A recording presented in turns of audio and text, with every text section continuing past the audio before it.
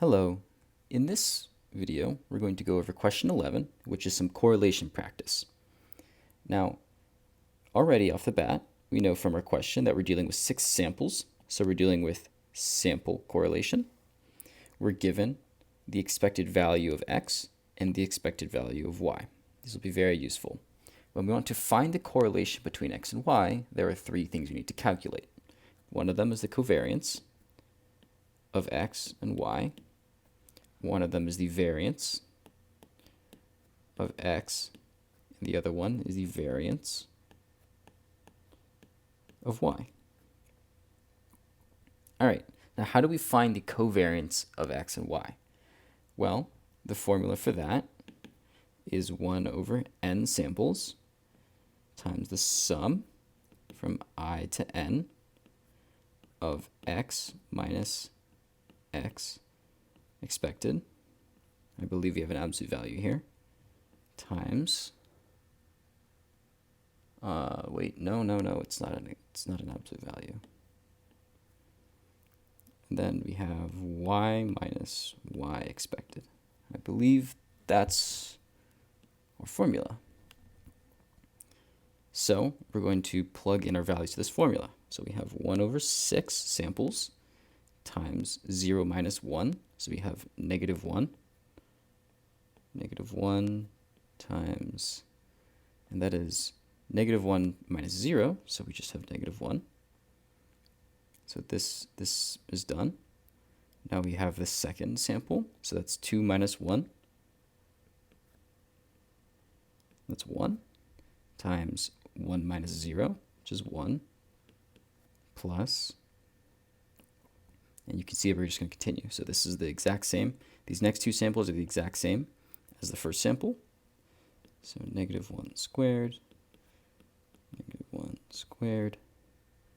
And then these next 3 are the exact same as the second sample. So squared plus 1 squared. Now what this is equivalent to is, I believe this is, all the negatives here cancel out. Yep, because they're all squared. So we get 1/6 times 6. Which is just 1. This is a very high covariance score, I believe. Very convenient too. All right, so now we're going to calculate the variance of x.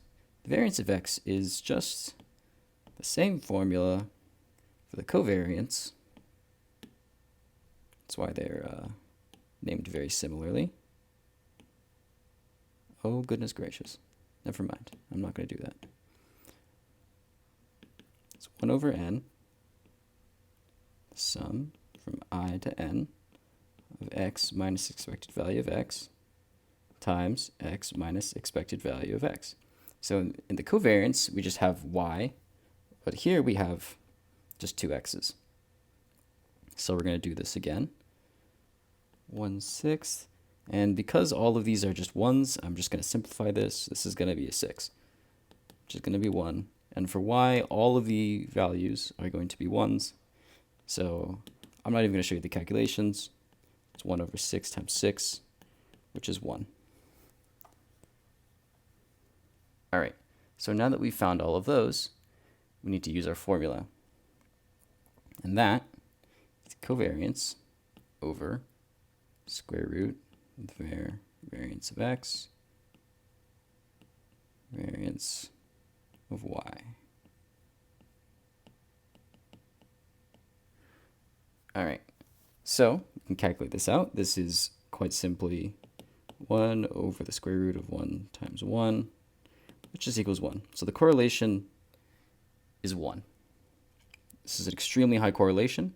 What this means is that x and y are positively correlated with each other, and this, I believe, is the highest value of correlation possible.